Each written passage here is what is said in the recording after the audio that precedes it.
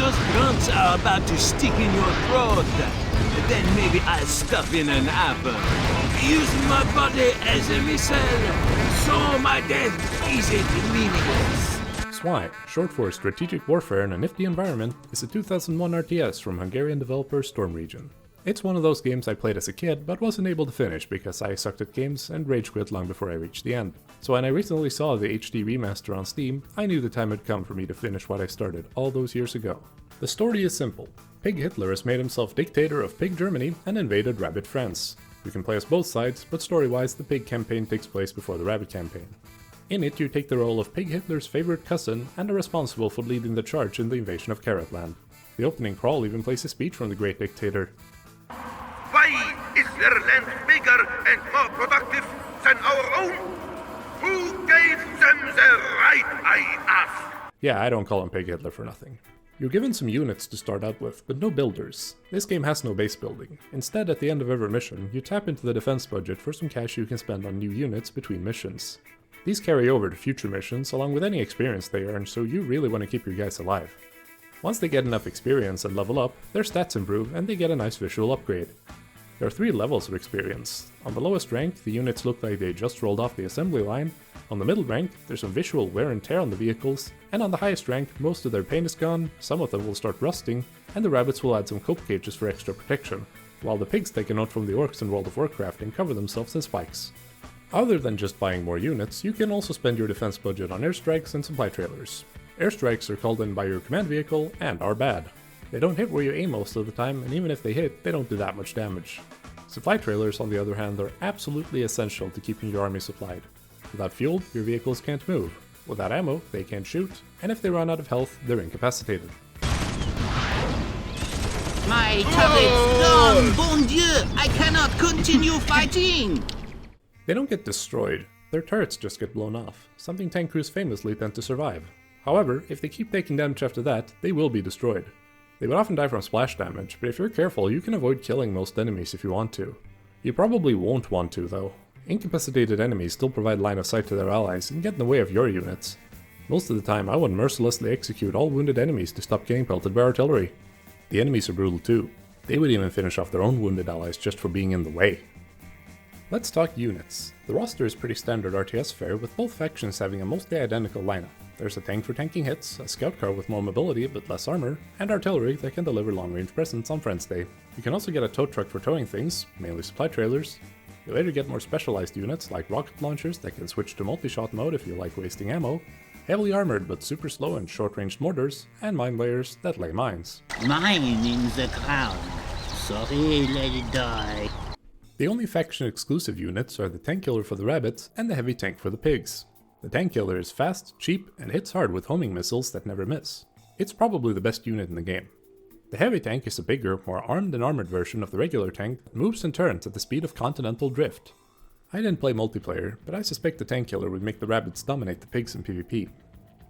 Even this small difference in lineups make me change my strategy between the campaigns. In the rabbit campaign, I used dug-in tanks to tank hits with artillery and rockets, hitting enemies from long range while scouts would charge ahead to destroy soft targets, relying on speed to avoid most damage. Tank killers counter this pretty hard. They even hit dug-in tanks hard, and their long range means they can just ignore the tanks anyway and go straight for the softer targets. Their homing missiles also mean scouts can't dodge their shots at all. This forces me to rely on massed armor charges and artillery batteries, turning the tank killers to paste before they can do too much damage. I feel like this fits thematically with the rabbits using speed and maneuver while the pigs reenact the Battle of Kursk every fight. In both campaigns, the bane of my existence was artillery on cliffs. Every time I saw a cliff, I would assume there was artillery parked there, and I would usually be right. It makes sense that they would put artillery where I would have a harder time rushing it down, but all this did was grind the game to a halt while I blind fired with my own artillery until I found and destroyed the cliff campers. One thing missing from both rosters is infantry. Every unit in the game is a vehicle, with us only seeing their faces when they give me a zoom call to deliver a line. I'm going to rip your guts out and show them to you. Oh no! This reduces unit variety, but helps the visuals, since the game's blocky, early 2000s graphics work better with tanks than people. The game actually looks pretty nice compared to many of its 3D RTS contemporaries. It's not just the remaster either, the original still looks fine. The controls and UI are also surprisingly good for the time, by which I mean it has no massive, borderline game-breaking issues that many other RTSs had back then. The only thing I found myself missing was controlling the camera with WASD, and the inability to fix that by rebinding the controls.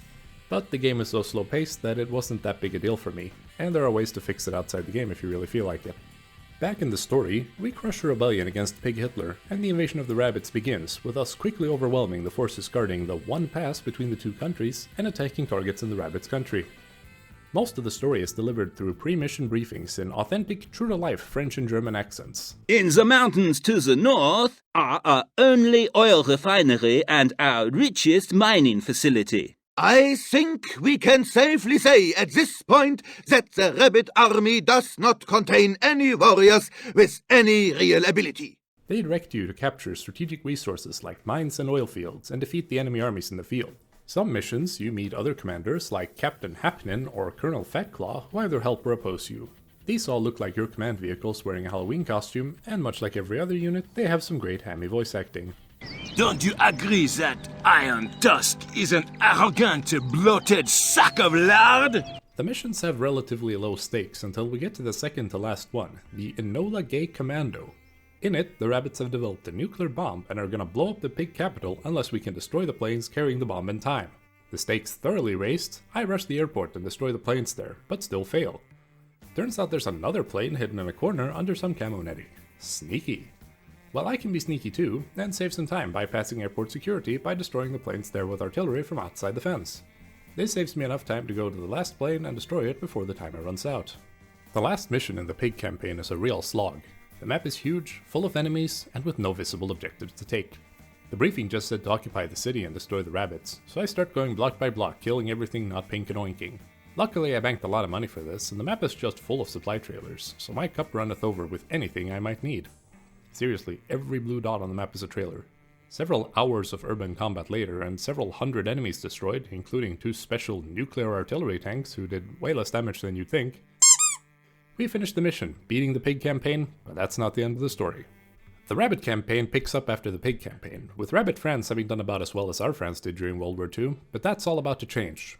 The Rabbit High Command has decided to form an elite formation to go into pig-held territory and disrupt their supply lines, and have put us in charge of it. The missions don't really play out like that though. The mission objectives are reconquering territory taken in the pig campaign, defending against pig attacks, set-piece battles, you know? So the decision from High Command instead seems more like they just decided to stop losing and start winning. Swapping between the campaigns also changes the graphics and soundtrack in the menus. The Rabbit's theme is a nice jazzy tune,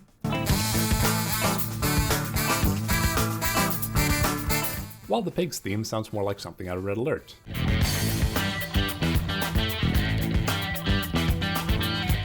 Except for this amazing saxophone solo.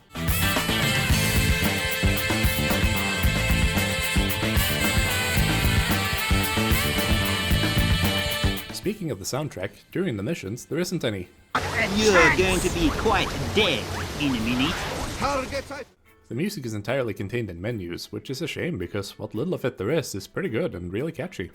Back in the Rabbit campaign, one of the early missions has the pig commander leading the charge, Lying Hambone, recklessly attack us and being arrested by military police after we defeat his troops.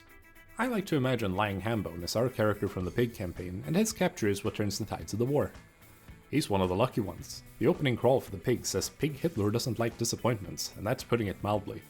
If you fail a mission in the pig campaign, you get a cutscene where a pig who I guess is supposed to be you gets executed by firing squad. Both campaigns mostly use the same maps, but in reverse order and with different objectives. The rabbits have to defend Carrot City against pig attack, while the pigs have to take Carrot City from the rabbits. Sometimes the objectives are completely unrelated and take place in different areas of the map, so it's not like they reuse the maps wholesale. The only maps that aren't shared are the final ones, with the pig campaign ending in the Rabbit Stalingrad I mentioned before, and the rabbit campaign ending with us attacking Pig Hitler's castle in the mountains. But that's getting ahead of ourselves.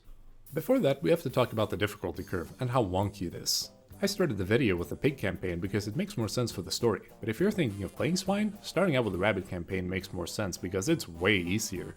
Most of their missions have fewer enemies and the maps have more supply trailers than the pig missions. For every mission in the rabbit campaign, I only needed to buy a repair trailer at the start and made do with trailers found on the map for everything else. In the pig campaign, I first tried to do the same, but eventually ran out of ammo and realized you need to either bring an ammo trailer or some spare money if you start running low on something, because you can't rely on the maps providing enough for your needs like you could in the rabbit campaign.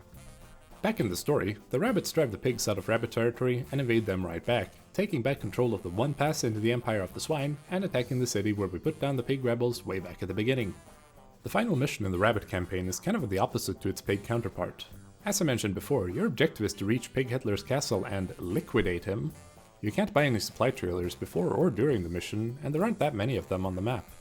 What you do get is a clear objective and a route to get there, which actually makes this a pretty fun, challenging mission where you have to be careful not to waste ammo or take too much damage for a change. It seemed perfectly balanced for my skill level, as I reached Pig Hitler's castle with most of my units dead or on death's door and all of them low on ammo.